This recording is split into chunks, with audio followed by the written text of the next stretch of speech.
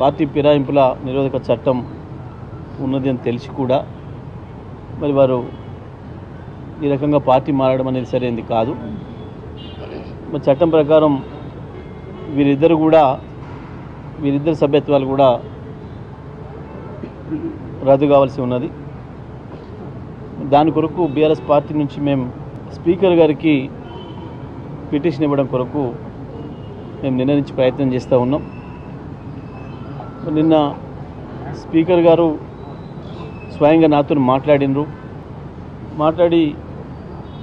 నేను చెప్పిన మీ నివాసానికి నేను దగ్గరలోనే ఉన్నా, 3-4 నిమిషాల్లో చేరుకోగలిగినంత దూరంలోనే ఉన్నా, మీరు పిలిస్తే రావడానికి సిద్ధంగా ఉన్నా, మీరు ఎప్పుడు పిలిచినా వస్తాను అని చెప్పినాను.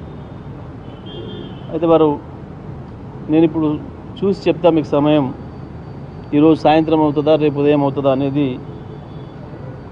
నేను నా వెసులుబాటును చూసుకొని చెప్తా అని చెప్పాను. తప్పకుండా స్పీకర్ గారు వారికి ముందే కార్యక్రమాలు ఉండవచ్చు కాబట్టి నేను ఇక్కడే వారి కొరకు వెయిట్ చేస్తూ ఉంటుంది.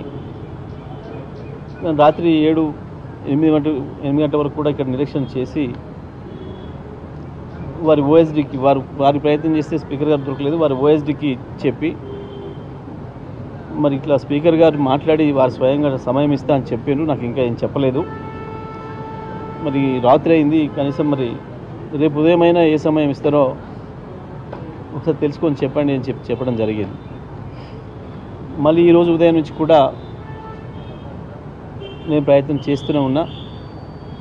మరి ఇంతకుముందు ఒక గంటన్నర క్రితం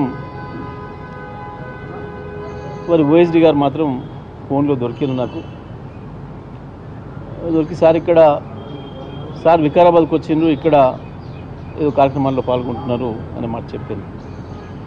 నేను చెప్పిన మరి ఏ సమయానికి మళ్ళీ వస్తారు, ఏ సమయానికి నన్ను ఎక్కడికి రమ్మంటారు చెప్తే వారు ఎక్కడ చెప్తే అక్కడ రావడానికి నేను రెడీగా ఉన్నా, చెప్పండి అని చెప్పినాం. ఆయన వారు ఇంతవరకు స్పందించడం లేదు, మళ్ళీ ప్రయత్నం చేస్తే కూడా స్పందించడం లేదు. మరి మేము తప్పని పరిస్థితులలో మాకున్న ఇతర మార్గాలు ఈమెయిల్ ద్వారా మేము మా కాంప్లైంట్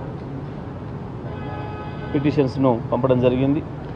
అదేవిధంగా స్పీడ్ పోస్ట్ ద్వారా కూడా పంపించడం జరిగింది. 2 మార్గాల ద్వారా స్పీకర్ గారి ఈమెయిల్కి పంపించడం జరిగింది. వీరిద్దరిపైన 2 పిటిషన్లు, వారి అడ్రస్కి స్పీడ్ పోస్ట్ ద్వారా కూడా పంపించడం జరిగింది. ఇదే సందర్భంలో శాసనసభ కార్యదర్శికి కూడా పంపించడం, మరి స్పీకర్ గారికి అందజేయండి అని చెప్పి. స్పీకర్ గారు దానిపైన ఏం స్పందిస్తారు, తదుపరి వారు ఏం చర్యలు తీసుకుంటారనే దాన్ని బట్టి మా చర్యలు ఉంటాయి.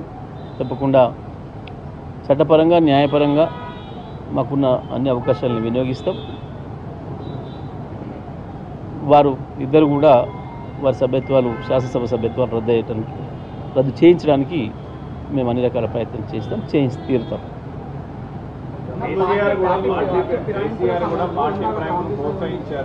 అసలు బీఆర్ఎస్పీ ఫిరాయింపుల అంశం మీద మాట్లాడే నైతిక అర్హత లేదని కాంగ్రెస్ అంటారు, సిపిఐ లాంటి పార్టీ కూడా వాళ్ళకు ఉంటుందా, వాళ్ళు కూడా ఫిరాయింపులు చేసి మాట్లాడే వరకు కదా. పార్టీ ఫిరాయింపుల చట్టం అనేది తెచ్చింది కాంగ్రెస్. పైగా ఈ మధ్యకాలంలో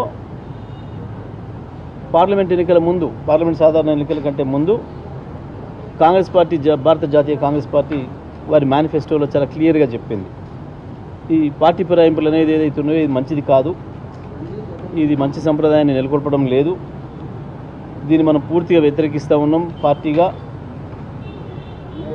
ఏ చట్టం అయితే ఏదైతే ఉందనో ఆ చట్టానికి మరింత పదును పెడతాం, పార్టీ ఫిరాయింపుల నిరోధక చట్టానికి మరింత పదును పెడతాం. ఫిరాయింపు జరిగిన రోజే, పార్టీ కండువా మార్చుకున్న రోజే ఆ అభ్యర్థి యొక్క సభ్యత్వం, అది పార్లమెంట్ సభ్యత్వమైనా, శాసనసభ సభ్యత్వమైనా, రాజ్యసభ సభ్యత్వమైనా, శాసన మండలి సభ్యత్వమైనా పోయే విధంగా చట్టాన్ని తీసుకొస్తాం అని చెప్పి స్పష్టంగా ప్రజలకు హామీ ఇచ్చారు, భారత ప్రజలకు హామీ ఇచ్చారు. పాంచన్యాయ్ సూత్రాల్లో కూడా దాన్ని చేర్చాను, మేనిఫెస్టోలో పెట్టాను. దీని ఆధారంగానే ప్రజలు ఓట్లేసింది. కాంగ్రెస్ మేనిఫెస్టో చూసే ప్రజలు ఓట్లేసింది. ఓట్లేసిన ప్రజల్ని చీట్ చేస్తున్న ఇంత నగ్నంగా మోసం చేస్తున్న కాంగ్రెస్ పార్టీకి అర్హత లేదు మాట్లాడడానికి. ఆ మాట్లాడిన ఆయన ఎవరో ఒకసారి కాంగ్రెస్ పార్టీ మేనిఫెస్టో చూసి మాట్లాడమని చెప్పండి ఎవరైనా మాట్లాడదలుచుకుంటే. దాన్ని మేమనటమే కాదు, ఇటువంటి సిగ్గుమాలిన పని మనం చేయొద్దు అని చెప్పి ఆ పార్టీకి సంబంధించిన సీనియర్ నాయకులు, శాసనమండలి సభ్యులు జీవన్ రెడ్డి గారు నిన్న స్పష్టంగా చెప్పారు.